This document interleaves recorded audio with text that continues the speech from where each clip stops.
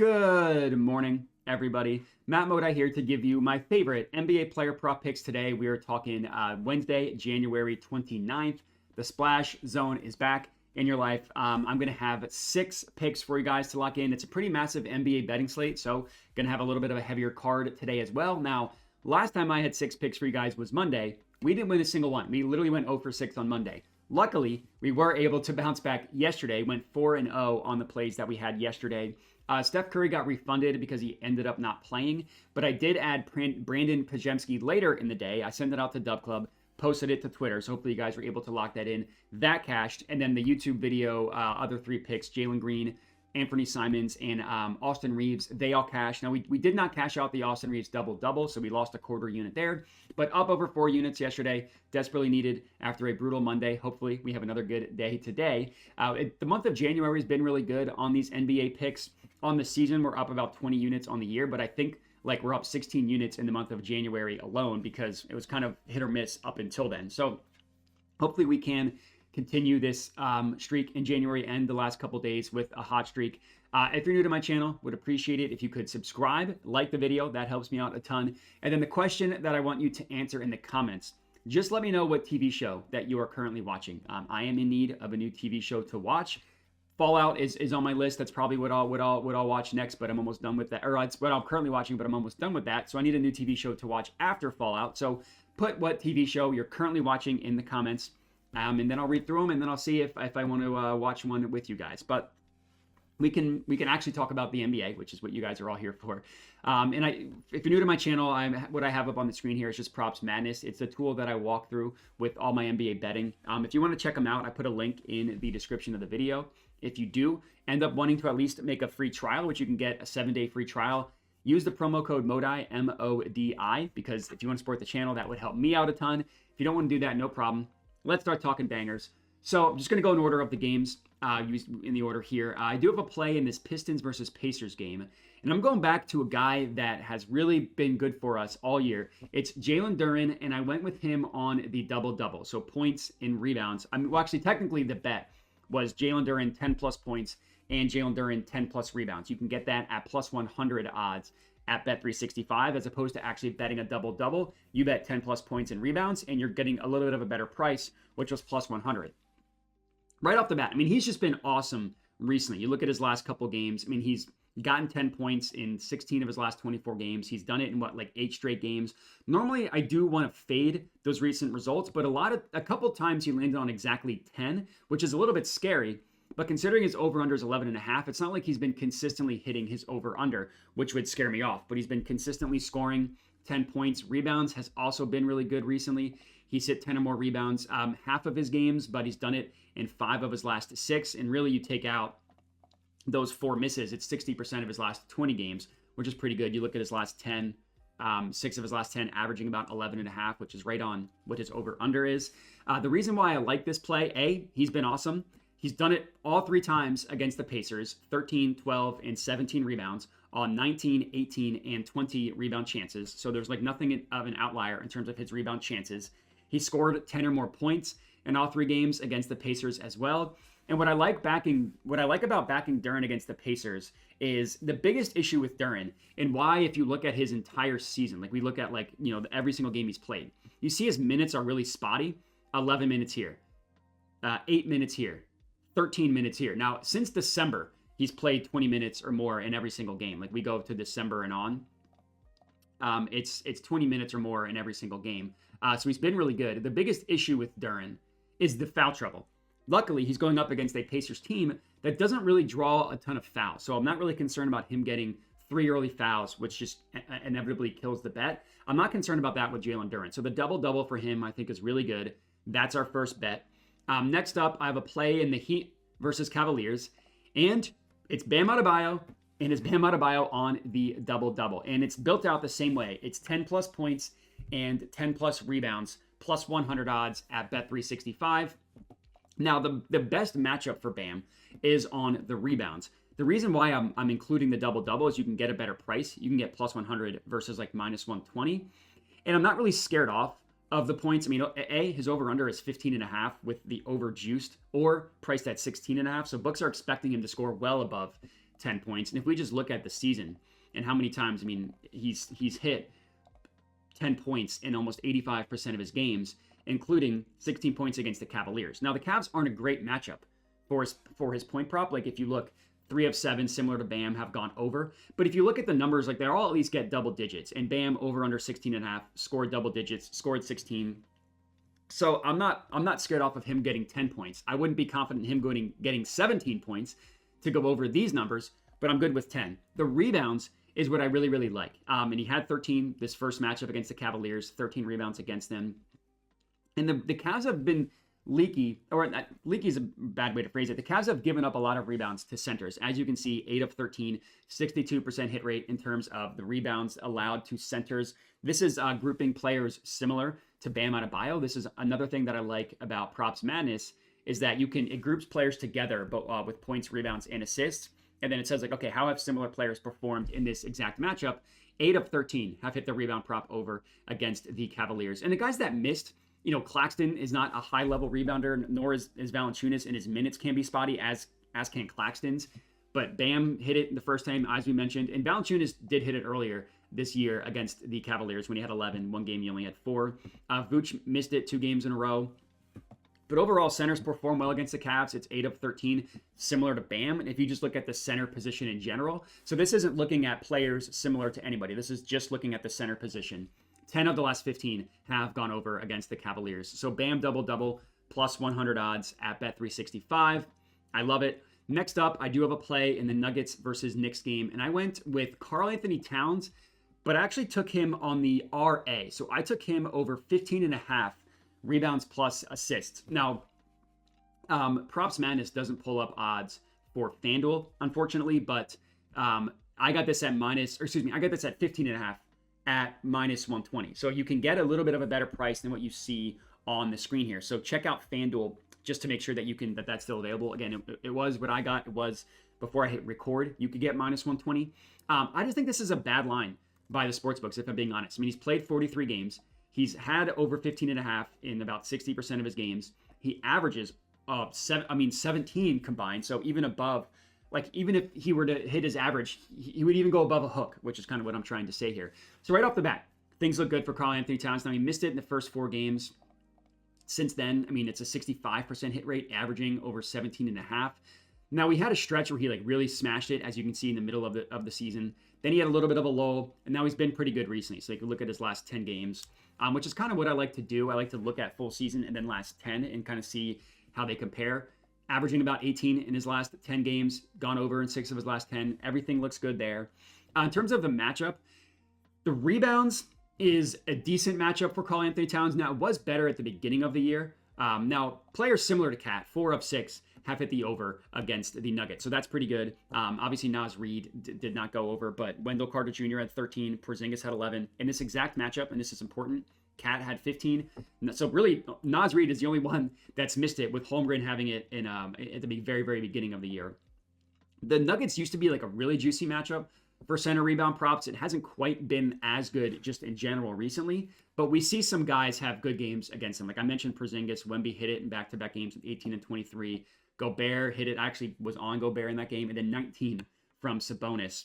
But the reason why generally and guys like Cat are able to have good rebounding games against the Nuggets is because of Jokic. I mean, Jokic is obviously amazing, but he keeps the center close to the basket, because even when he shoots a lot of 3-pointers, he's not really drawing the center out. Like Cat isn't really going to be guarding the perimeter that much. And because of Jokic, the Nuggets also take a ton of shots around the rim. Now, they make a lot of shots around the rim, but shots missed around the rim generally lead to more center rebounds than anything. So it's a good matchup for rebounds, and it's a great matchup from an assist perspective. If I got a better price on 3.5, I honestly would have just bet this straight up, but I'm adding in the rebounds because he could end the game with 15 rebounds. But from an assist perspective, it's an absolute smash play. As you can see, 7 of 8 players similar to Cat have hit their assist prop over. I mean, you look at the names, it's these kind of stretch big, point forward type guys. Bam, Anthony Davis in the first matchup, we see Karl-Anthony Towns cashed. Mobley in 2 games against the Nuggets cashed. Wemby hit once, missed the other, but these were literally in back-to-back days. And those are always kind of wonky situations. And then Bam hit it again with 3.5 assists against the Nuggets. It's all about how they play defense with Jokic. They don't really want him like just manning a guy up one-on-one. So they send a lot of aggressive help with the center position to not A, get Jokic in foul trouble, and B, to not just let Jokic get abused, which leads to a lot of center assists. Like if we just go by position, and this isn't guys similar to Cat, this is just the center position in general. 12 of the last 15 have hit their assist prop over. I mean, with some pretty massive performances. I mean, Vooch, over under 3.5, 6 assists. Sabonis, obviously totally different playmaker, but he had 8. Şengün, different playmaker, he had 8. And even non-playmaking guys, Derek Lively had 8. That's insane. Zubac had 3. Jarrett Allen had 4. So it's a really good matchup. And these two teams played earlier this year. He, in terms of the RA, he had 19. We're just looking for him to get to 16 tonight. And nothing outlier about his RA. 15 rebounds on 23 rebound chances. Now, the potential assist number, like getting 4 assists on 4 potential assists, seems like an outlier. But if you look at his assists in general versus his potential assists, they're always going to be a very high hit rate because all his assists come close to the basket. So he's not really assisting a lot of guys on shots that are like 3-pointers and stuff, which are going to be a little more hit or miss. That's why you see him have a high conversion ratio. I mean, this one was bad, 1 of 6, but 2 assists on 1 potential, which is funny. 6 on 7, 7 on 7, 3 on 7, which is bad, 4 on 5. So you kind of get the point. But Karl-Anthony Towns over 15.5 rebounds plus assists, minus 120 at FanDuel. Next up, I have a play in this Mavericks versus Pelicans game. And it's kind of similar to 2 of the plays that we've already had. It's Daniel Gafford on the double-double, but you build it out as 10-plus points and 10-plus rebounds. Another play that's plus 100 odds at bet365. Now, in terms of the points for Gafford, his over-under set at 15.5, heavily juiced towards the over, or even 16.5, also with minus money towards the over. So in needing him to just get to 10 points, that's pretty good. I mean, he's done it. If we just look at the entire season, he's done it in 70% of the games. And you look at games specifically without Derek Lively, he's done it in 12 of 15, 80% of the games. So I'm very, very confident in the points. It's also an excellent matchup for his point prop as well. I mean, you hover over the matchup, which is what I'm doing with my mouse over the matchup against the Pelicans. Let's just go down the list. D rank versus DPT. Defensive rank versus play type, which is put back for Gafford. 30th, literally number 1. Go down the list. What's after that? D rank versus DSZ. How the Pelicans guard the shot zone for Derek Lively, which is in the restricted area. 29th, second worst defense. Defensive rating, just how's that defense rated? 3rd worst in the NBA. PITP allowed, points in the paint allowed. 2nd worst in the NBA. And what's this? Like literally 100% of the points from Daniel Gafford come in the paint. So it's a really good matchup from his first point prop. It's also a really good matchup for his rebound prop. Now his hit rate isn't as good on the rebounds. He's been much better recently. Like if you look at his last 7 games, it's 4 of 7, averaging 10 rebounds in this stretch. Obviously, every single game without Derek Lively, the hit rate isn't as good. But he's been better recently, and he's had some games with an unlucky conversion rate. Like against the Wizards, he only played 24 minutes because that game was a complete blowout. 17 rebound chances. Another game here against the Blazers, 18 rebound chances. You would expect him to get to 10 without Luka and without Derek Lively because really nobody else is rebounding. And it's an excellent, excellent matchup for his rebound prop. Like I'm pulling up FanDuel defense versus position. And let me zoom in a little bit more. But this is just literally exactly what it sounds like. How do the defenses guard certain positions? So I'm on center. I'm on rebounds. Look who's number 1. Who allows the most rebounds per game to centers? New Orleans Pelicans. Let me look at another source just to make sure that one source isn't just completely off. Same exact stat here. NBA defense versus position. We're looking at the center position. We're looking at rebounds. Who's number 1? The New Orleans Pelicans. So I'm very confident in him getting to 10 rebounds in this matchup as well. You combine the two, you get plus 100. Everything looks good there. That is bet number 4. Bet number 5 is in our second to last one, is in this Timberwolves versus Suns game. And I took Anthony Edwards, and I actually took him 30 plus points. So if you wanted to be safe, you could get him over 27.5, and you could get that, looks like plus or minus 108 on BetRivers, minus 110 at DraftKings, BetMGM, and ESPN Bet, and a couple offshore books as well.